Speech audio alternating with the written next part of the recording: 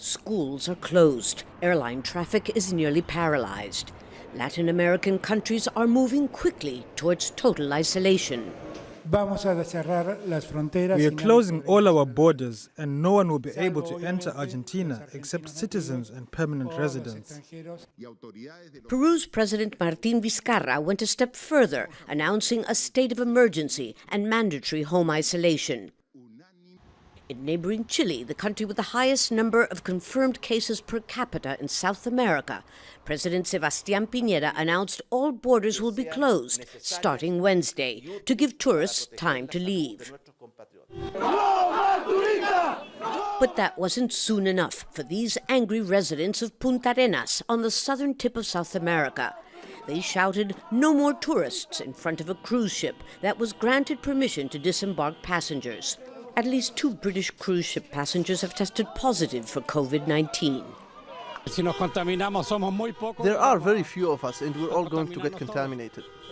But those haven't been the only protests. Here in Santiago, classes have been canceled, but not the almost daily demonstrations. The protesters have been saying that they have to keep coming out here onto the streets to keep the pressure on the government. And some of them, in fact, believe that the coronavirus isn't as serious as people are saying. Working from home is being encouraged, but not mandatory, yet.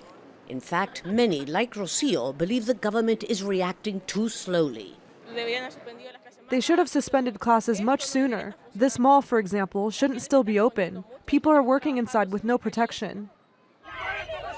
Criticism against Brazil's President Jair Bolsonaro includes calls for his resignation after he shook hands with well-wishers in front of the presidential palace, ignoring calls for social distancing.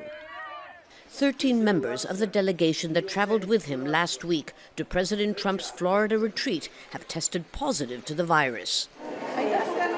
Back in Chile, the government has taken another important preventative measure. The annual influenza vaccination campaign has just kicked off 2 months early. The elderly, people with serious health problems, and children are first in line to avoid a potentially deadly scenario, catching 2 serious viruses at the same time. Lucia Newman, Al Jazeera, Santiago.